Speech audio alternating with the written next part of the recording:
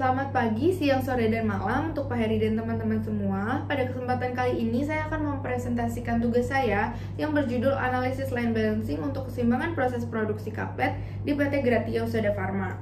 Berikut merupakan poin-poin yang akan saya presentasikan pada hari ini. Nah, lanjutnya di latar belakang, jadi PT Gratia Usada Farma ini merupakan perusahaan yang bergerak di bidang farmasi yang memasok produk obat-obatan di Indonesia. Dalam proses produksinya, perusahaan ini mengalami beberapa hambatan yang disebabkan oleh ketidakseimbangan pada proses produksinya.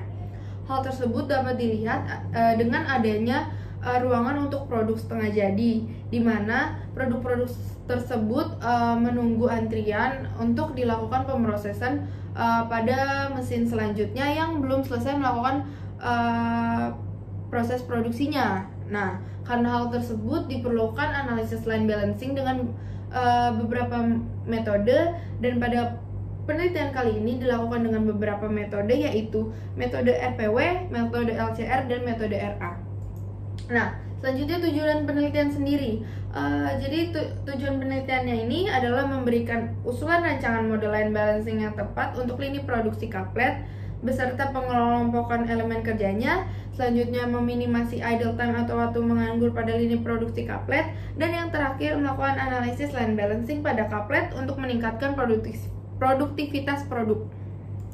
Nah, jadi berikut merupakan metode penelitian yang telah dilakukan. Jadi pertama dilakukan perumusan masalah, lalu didapatkan tujuan dari penelitian, dan dilakukan studi pustaka dan studi lapangan, dan selanjutnya didapatkan data, dan data ini akan diolah dengan metode-metode yang tadi sudah disebutkan, dan selanjutnya dilakukan analisis dan dilakukan penarikan kesimpulan dan saran. Nah, selanjutnya pengertian line balancing. Jadi line balancing itu merupakan penyeimbangan suatu lintasan ke stasiun-stasiun kerja untuk meminimumkan waktu yang diperlukan pada setiap stasiun kerja agar menjadi seimbang dan tidak terjadi idle time. Nah, jadi ini merupakan data-data yang telah saya dapatkan. Yang pertama ada precedence diagram dari operasi kerja 1-9, habis itu ada waktu baku dari setiap operasinya, dan juga ada demand dari 1 tahun produksi, dan terakhir ada jam kerjanya.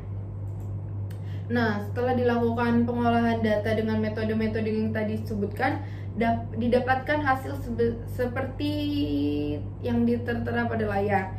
Jadi metode yang terpilih itu metode RPW dengan hasil line efisiensi sebesar 85,192% dengan hasil smoothness index sebesar 2,40. Nah, kenapa sih sebenarnya dilakukan pemilihan metode RPW ini sendiri? Padahal kan sebenarnya hasilnya sama dengan metode kedua metode lainnya. Jadi kenapa dipilih ini? Karena metode ini dilakukan dengan perhitungan pembobotan terlebih dahulu, sehingga kita tahu nih operasi kerja mana yang memiliki beban atau bobot yang paling besar, sehingga metode ini dipilih menjadi metode terbaik. Nah, selanjutnya dapat disimpulkan bahwa metode ini merupakan metode terbaik untuk line balancing pada perusahaan dengan waktu siklus sebesar 5,83 dan hasil line efisiensi dan smoothness index seperti yang tadi sudah saya sebutkan.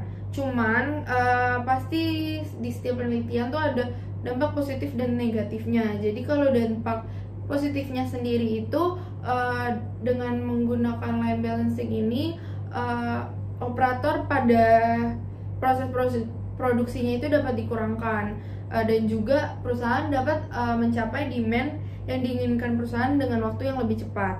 Cuman dampak negatifnya sendiri ini bila proses produksi dilakukan 1 tahun terus menerus akan terjadi overproduction pada produk kaplet sendiri, dan jika dilakukan pemberhentian atau stop proses produksi itu akan membuat beberapa mesin menganggur, dimana kalau mesin mengalami waktu menganggur dapat membuat kerusakan pada mesin itu sendiri jika digunakan dalam waktu yang lama. Jika tidak digunakan dalam waktu yang cukup lama. Jadi itu kesimpulan yang dapat saya sampaikan, dan itu merupakan akhir dari presentasi saya. Mungkin itu saja, kurang lebihnya mohon maaf. Terima kasih.